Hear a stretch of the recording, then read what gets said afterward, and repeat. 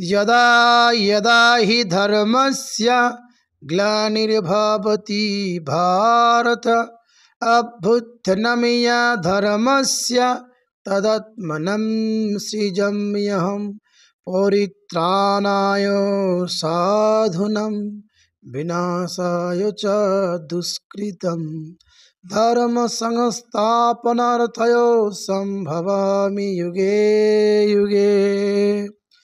ओम नमस्कार मिठुन आर्य सोनिक चैनले आपनादेरके आमार स्वागत। आजकेर এই ভিডিওটি प्रथम থেকে শেষ পর্যন্ত দেখার বিশেষভাবে দর্শক মণ্ডলীর কাছে আমার অনুরোধ। আজকে আপনারা থাম্বনেল থেকে বুঝতে পেরেছেন যে ভগবান শ্রীকৃষ্ণকে যখন মাতা গান্ধারী অভিশাপ দেন তখন শ্রীকৃষ্ণ কি বললেন, তদুত্তরে আজকের এই ভিডিওটি। অনুরোধ করছি প্রথম থেকে শেষ পর্যন্ত দেখার। যাই হোক, দেখুন, মাতা গান্ধারী তিনি ছিলেন একজন ধার্মিক। ওনার মতন মহিলা সেই সময় ধার্মিক কেউ হয়তো ছিলেনই না। তিনি এতটাই ধার্মিক যে তিনি কখনোই আলাদা করে দুর্যোধনকে তার আশীর্বাদ প্রদান করেননি যে তুমি বিজয়শ্রী হও বা বিজয়ী হও। কি বলেছিলেন? ধর্মের ন্যায় হবে।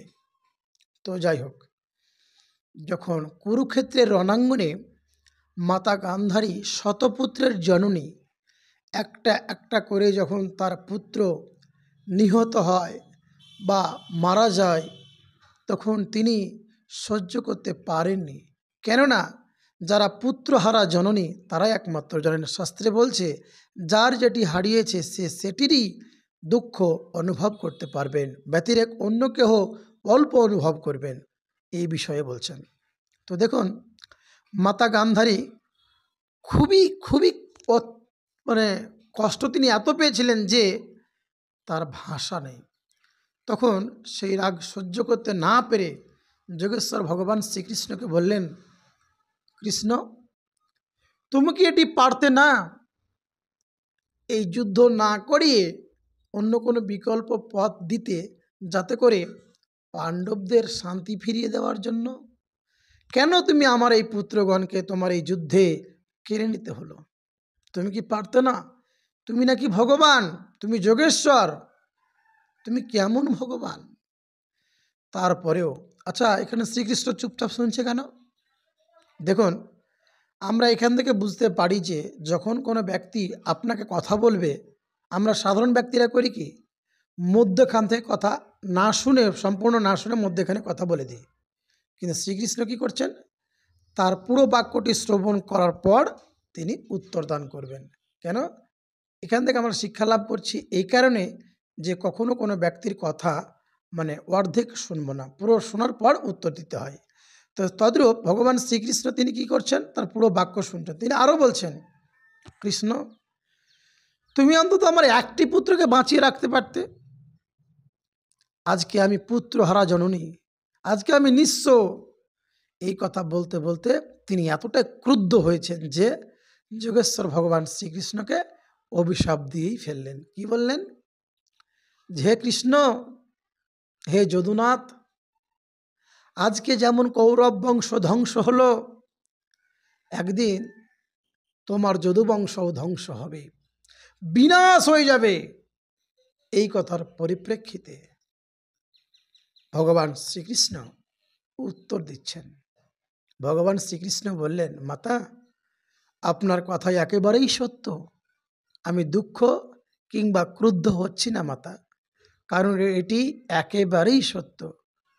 মাতা গান্ধারী হতভম্ব, আমি একে অভিশাপ করলাম, এর না আছে রাগ, না আছে মানে দুঃখ, কি ব্যাপার? কারণ তিনি ভগবান, কারণ তিনি যোগেশ্বর। তিনি বলছেন, মাগো যদুবংশকে হারানোর মতো এই পৃথিবীতে, এই স্বর্গে মর্ত ত্রিলোকে কেহ জন্ম নেয়নি যে এই যদুবংশকে বিনাশ করতে পারে। কিন্তু মা আপনার কথাই একেবারেই সত্য। কেন জানেন? কারণ এই যদুবংশরা একদিন নিজেরাই লড়াই করে তারা নিজেরাই ধ্বংস হবে। এবার শ্রীকৃষ্ণ ভগবান তিনি আরও বলছেন। শ্রীকৃষ্ণ বললেন, তোমার অপরাধের এই কৌরবদের বিনাশ হয়েছে, দুর্যোধন অত্যন্ত নিষ্ঠুর, বৃথা, শত্রুতাকারী, নির্দেশ অমান্যকারী ছিল, তাকেই তুমি প্রশ্রয়ে রেখেছিলে জননী।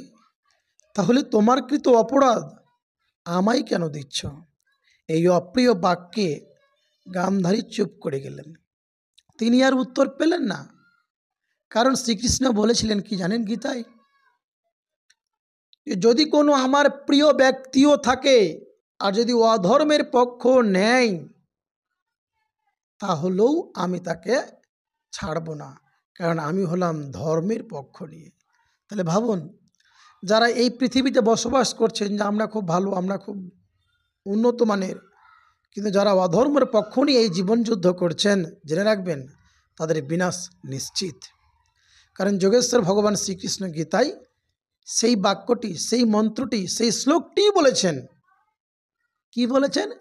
গীতার 4th অধ্যায়ের 7ম থেকে 8ম শ্লোকে বল, यदा यदा हि धर्मस्य ग्लानिर्भवति भारत अभ्युत्थनमधर्मस्य तदात्मनं सृजाम्यहं परित्राणाय साधूनां विनाशाय च दुष्कृतं धर्म संस्थापनार्थाय সম্ভবামি যুগে যুগে। ধর্মকে রক্ষা করার জন্যই আমি এসেছি। এই কথা বলে তিনি চলে গেলেন।